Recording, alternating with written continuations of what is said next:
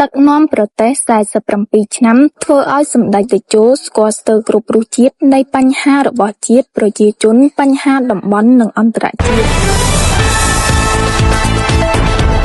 ការដឹកនាំកម្ពុជារយៈពេល47ឆ្នាំរបស់សម្ដេចតេជោហ៊ុនសែនដែលបាននាំមកនូវសន្តិភាពការរួបរวมជាតិនិងការអភិវឌ្ឍដូចសពថ្ងៃគឺជាលទ្ធផលដែលបានផ្ដល់ជូនប្រជាជនទូទាំងប្រទេសហើយប្រជាជនទូទាំងប្រទេសក៏បានផ្ដល់នូវសេចក្តីទុកចិត្តគោរពស្រឡាញ់និងគាំទ្រជូនចំពោះសម្ដេចនិងគណៈបកប្រជាជន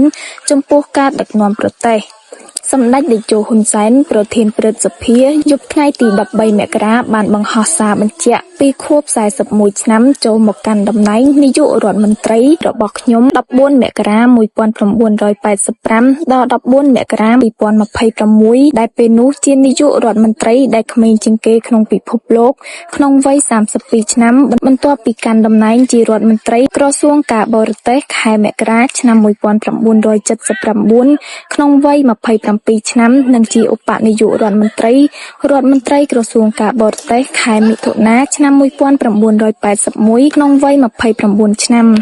សម្ដេចតេជោគូបញ្ជាក់ថារយៈពេលបំពេញការងារក្នុងរាជរដ្ឋាភិបាលរយៈពេលជាង44ឆ្នាំនិងនៅព្រឹទ្ធសភាជិត3ឆ្នាំសរុបជាង47ឆ្នាំធ្វើឲ្យសម្ដេចស្គាល់ស្ទើរគ្រប់រសជាតិនៃបញ្ហារបស់ជាតិនិងប្រជាជនក៏ដូចជាបញ្ហាតំបន់និងអន្តរជាតិ